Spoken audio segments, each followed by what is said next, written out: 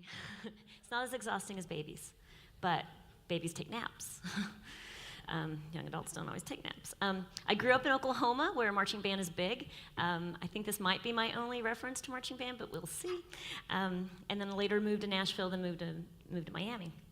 And we'll come back to that. That's significant in this.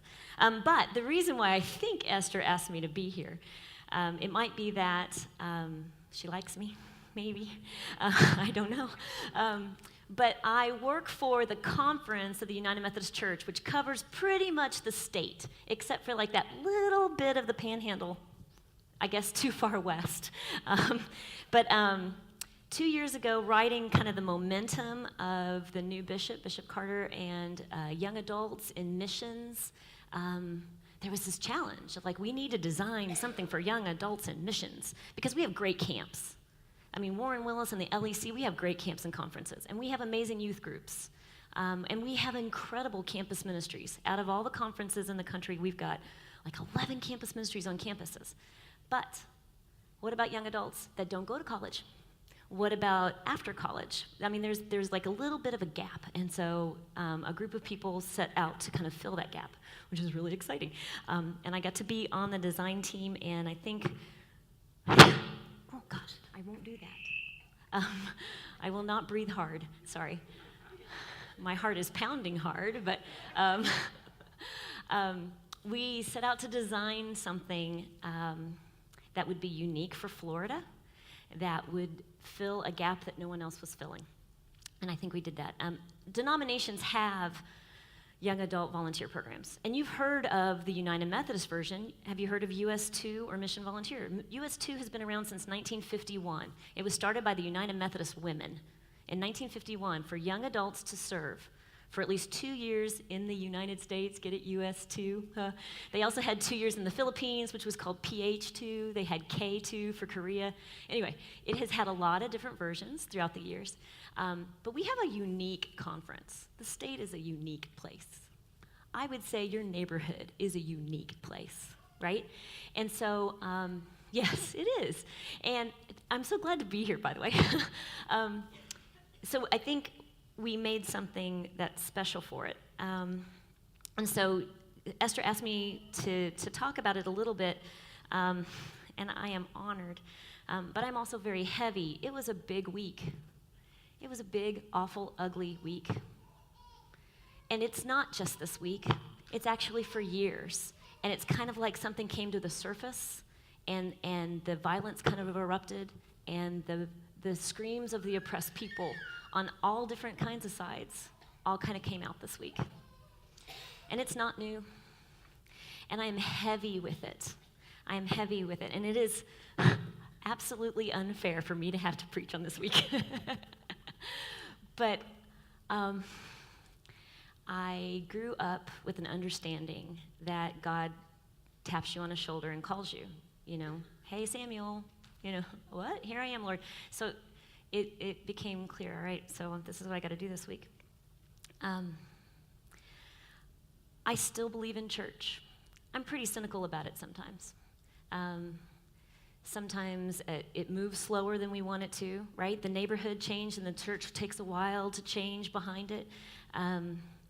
It sometimes gets stuck in traditions and certain ways, and young people are like, no, we got to do something else. We want guitars, and look how long it took for guitars to come around.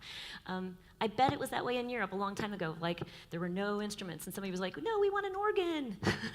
It took a while for things to come along.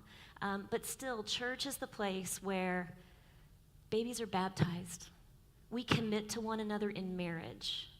We want our friends to gather around to celebrate our life and a funeral. Church is important. And it may be the only institution that is created to actually help people. I mean, the Rotary helps, Kiwanis helps. But there's all that networking and stuff. Hospitals help, but they just do healing. Schools teach. But church has a unique place in the American landscape of an important organization. And so we're here today after a really big week. And we're here to just take comfort in our friends and to be together, sure. You're here to hear an inspiring sermon this morning. Let's hope that happens. But church is a place where we can come together, and I'm going to bet you have different political leanings, and you probably don't talk about them a whole lot on Sundays. I bet you have different opinions on whether or not you like really spicy Thai food, or how much you can take, chips and salsa. Like, you have different opinions, but we all come to church because we have this common belief in God and how God has saved us and what we're supposed to do from knowing that. And that's been important for America throughout our founding.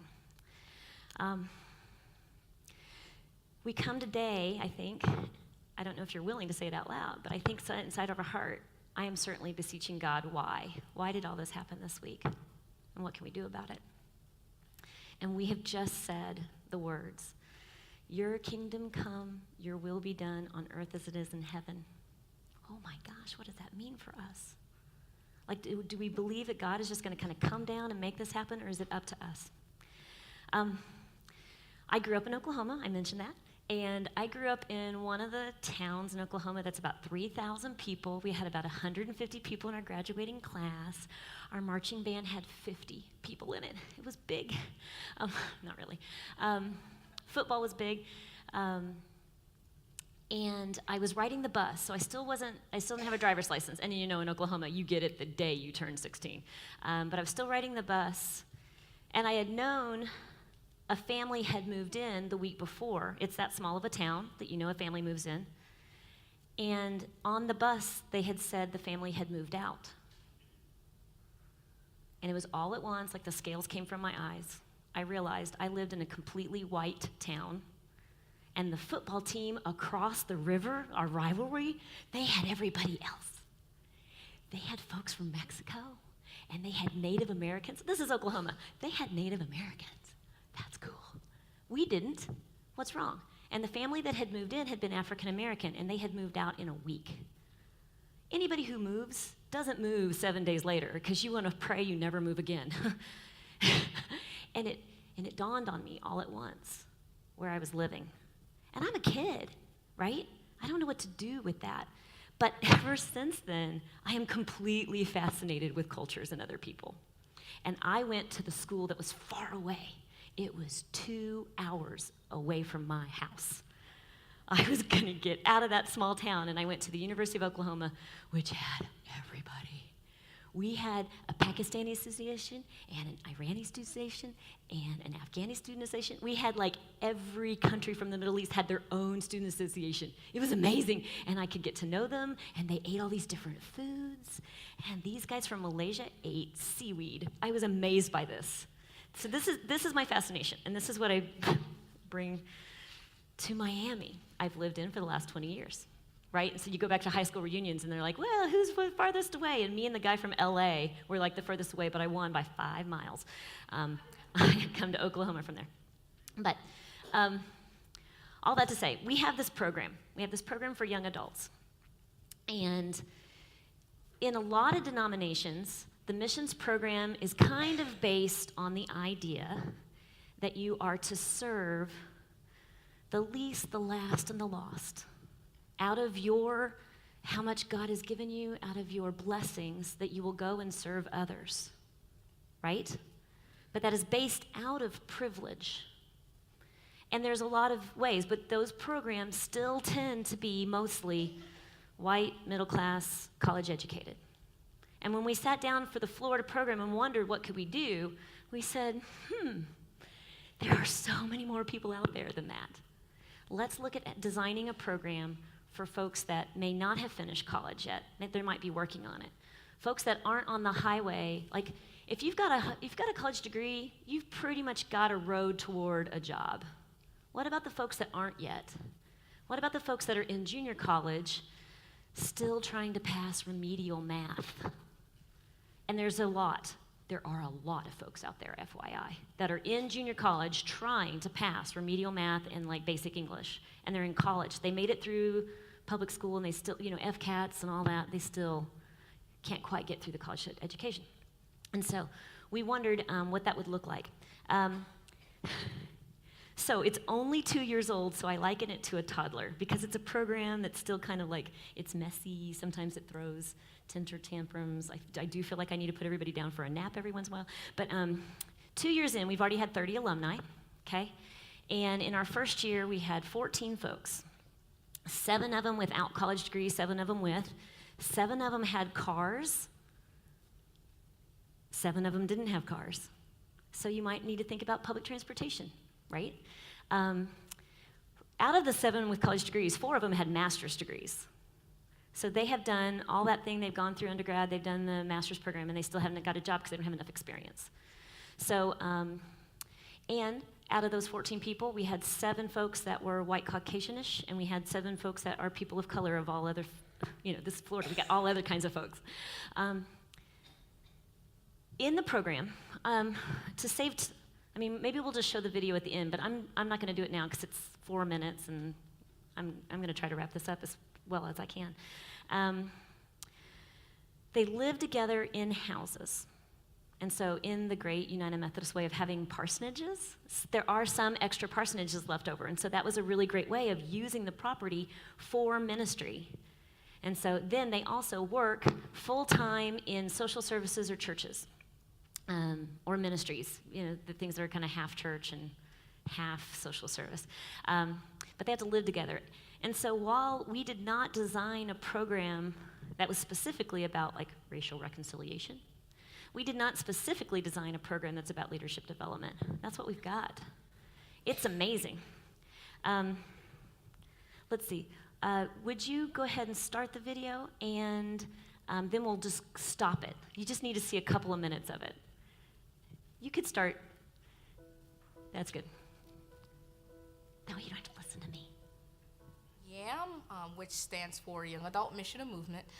It's a year program for young adults from 18 to 30 who kind of come together, kind of live intentionally in a community, eat together, laugh together, play together, work together. It's a program through the Florida Conference that incorporates young adults to work and live in community, working in nonprofits, in local churches, and trying to enact change in their community, but at the same time provide a community for them to be poured back into as well. There are a wide variety of things you can do, and it's not one particular skill set. Coming from a business background, I'm seeing how I can use that even in the mission field, for writing grants. And there's, like any skill, you can be used in the mission field if you're willing to go out and do God's work. YAM itself just has the greatest impact. I mean, everywhere that YAM goes, whether it's to like the conference or whether it's to... I love when she says, it has the greatest impact. I'm like, yeah, Ruth. But a couple of things. You put folks together in a house like this, and you've got arguments over whether or not the table should have ketchup or it should have a hot sauce on it. Neither of those is a problem, right? There's not a rule that says you have to have ketchup on the table. But another set of families, it's always having hot sauce on the table. One of the young women came home from work. She's African American, and somebody at work had asked her about her extensions, and that made her mad. Okay, it's a way of doing your hair. And her roommate, who was white, had no idea what she was talking about. And they sat down for the next 3 hours talking about hair and the responsibilities and the requirements of having hair a certain way. Not wrong, it's not wrong or right, it's just different. Actually, my mom, before she goes to church, she will not go to church unless she's done her hair that week. Like, where did that rule come from, right? But these are cultural differences. I barely even comb mine, I'm sorry. We were on a tour, and I won't mention it because it's pretty close to here. We were on a tour on one of our retreats I'd taken them on. And the folks from the organization were following around 3 of the African American women and telling them to catch up with the group. Why weren't they listening? 2 out of those 3 women had master's degrees. And I was like, what is going on? And so I went over there and I walked with them, and she kept saying, hurry up, get up, you need to listen. Don't you want to learn something? Whoa, I had to say something to the organization. It is a fascinating thing, right? I have problems, there weren't pictures of these, so I can tell stories. I have problems with groups I've got 2 people who've come from Ohio and 2 people from Michigan to serve here in Florida, because they heard about this program with the Florida Conference, which is cool. But explaining to Midwesterners how Southerners do things, You know exactly what I'm talking about. The Southerner will talk around it and tell you you did a good job. But really what they're trying to tell you is, you're late for work, don't be late again. The Midwesterner wants to be told, don't be late again, right? The Midwesterner goes into the meeting and says, why did we do it this way? We're wasting money. And then the Southerner's like, you need to not be so rude. It's fascinating. They aren't wrong. It's just different, right? Midwestern culture, Southern culture, they're just different. Another one.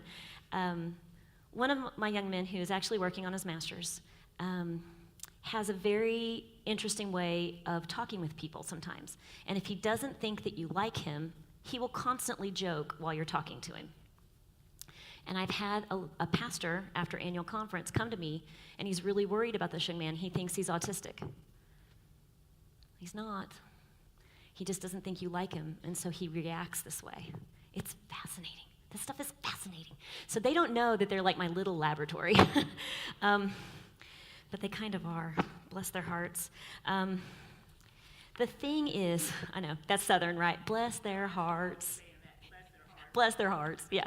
The thing is, how do we separate out culture when it's not really wrong or right, it's different? How do we separate out education? Like, I know better because I was, trained as an engineer versus, but this is the way we do things, in this particular place. We build houses with concrete, whatever. How do we differentiate class? If you were raised in the middle class, you are raised to save money. If you are raised in a lower class, you are raised to spend it while you've got it. It is different. It's not wrong or right, it's just a different way of doing things. This week we have had incredibly horrible clashes of cultures. Horrible. In our gospel text, the story of the Good Samaritan, most of you have heard it before. VeggieTales did something on it, and my daughter made me promise that I wouldn't preach necessarily on the Good Samaritan, so I wouldn't quote VeggieTales. But we have a foreigner. The story is about, a Samaritan who helps, and everyone he's talking to, that Christ is talking to at the moment, knows that the Samaritans are the good-for-nothing neighbors next door. He probably looks different, right? Because those Samaritans look different than we do. The guy who's been beat up has made a horrible choice. He's on a road that is known, you've heard other people preach this. It's known for being a horrible road. Like, don't go to that part of town. Maybe, whatever. He's been beat up. And these neighboring communities have had a rivalry for years. So we've got differences in color. Oh, we've got model citizens, right? We've got the lawyer and the preacher, and they walk by and they all pass him up and they don't help him. We've got an innkeeper. Innkeepers are good too. That is a lot going on in this story. But it is paired together with the Psalms. Do you remember the reading of the Psalms? Let me pull it out here. It says, God is presiding over the great council. And in verse 2, how long will you judge unjustly and show partiality to the wicked? Or in the NIV version, it says, how long will you defend the unjust and show partiality to the wicked? Usually, the Good Samaritan story makes us think about ourselves. Are we too busy to help the guy on the road? Like, I live in Miami. I see a lot of homeless guys, and they're sleeping. Like, maybe they're not. Maybe they've been beat up and they need to go to the doctor. And I drove on by. And usually when we hear the Good Samaritan story, we think of ourselves, like in those roles. Like, were we the bad guy? Are we too busy? Are we the ones ignoring? Are we the ones that we aren't willing to, well, they deserved it. They got beat up and they got deserved, But the Psalms reading is tricky because it makes us think of it slightly different. Maybe we aren't the bad guy, but maybe we're watching it and we're the bystanders. How long will you defend the unjust? Oh, they didn't mean it. It's just the way he grew up. My dad has some horrible things to say about people. I love him. He grew up in a different time. He was raised in a different way. How often do I defend? Well, he just grew up differently. Well, no, it's not okay to say that, Dad. It's like little old me growing up in Oklahoma. I was on the bus. I was small. I couldn't say anything. What do you say? Wait a minute. It's wrong for a family not to feel welcome in our town. Hello?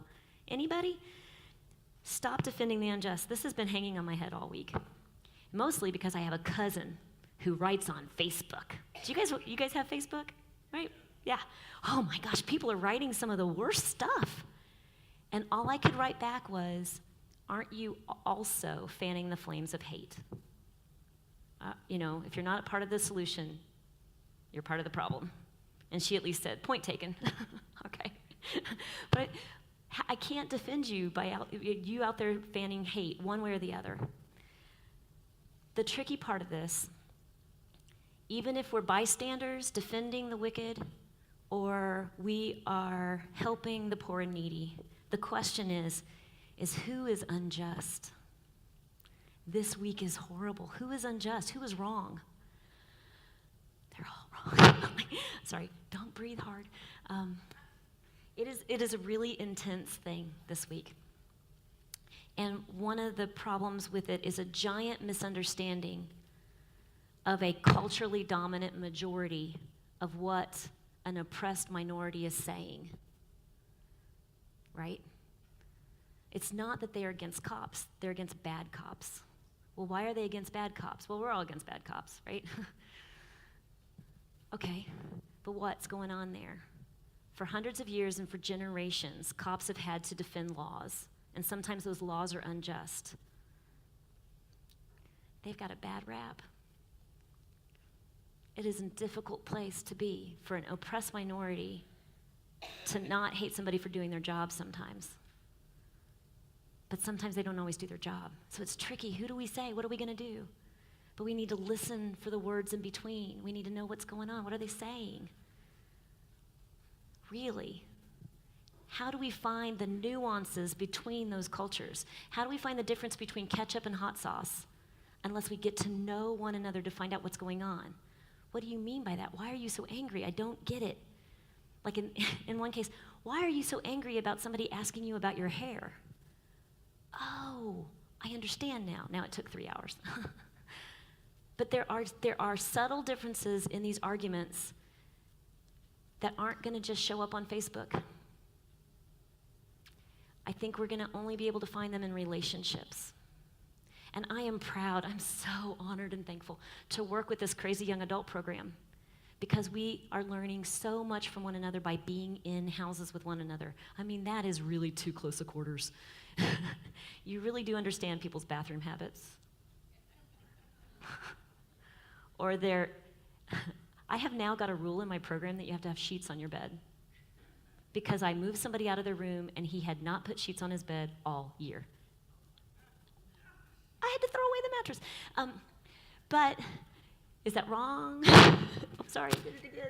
Is that wrong? Or is it, like, how do we work through the differences? Why? What's going on? Oh, he hated to make his bed growing up. Oh, how about we come up with a compromise?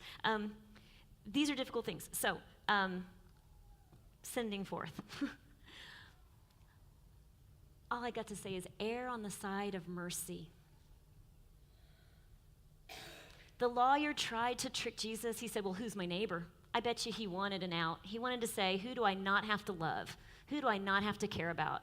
And Christ is like, your neighbor. Err on the side of mercy. Because we're Christians and it's hard. It actually is really hard to be a Christian. And we blow it off like we all dress up on Sunday and think it's easy. It's not. We're trying to look for a solution amongst these problems. And they are more difficult than a Facebook post. Do not defend the unjust, but it's going to take a long time to figure out who's just and who's unjust in some cases because we don't have the facts. We don't have the facts. I'd also encourage you to find as much other cultural information as you can. Foreign films, friends with your neighbors, as close of relationships as you can make, and they take a long time before people will trust one another to really share with one another. Anyway, I also want you to tell people about the young adult missional movement. I do think that we are building a program that every young adult could find a path to a vocation and a calling. I'm not there yet. It's only 2 years in. Eventually, we want to have a house in each of the 9 districts. The United Methodist Church is divided into 9 districts around the state. And I want to have a house in each one of them. I don't know how I'm going to do that from Miami, but we're going to build it a little at a time. But this year already, I have, I think, 7 positions that are going unfilled. And you know that there are young adults that are out there stocking the shelves at Target with a completely meaningless job. And they could do something meaningful. They could find their calling. They could find where God is calling them. And, oh, by the way, they're going to live with other people, learn about each other's cultures. They're going to learn leadership development, which are huge. But these are really important, and it's a hard week. And I pray that God will open our hearts and our minds and open our doors to our neighbors, that we can learn and understand each other a little bit better. Thank you.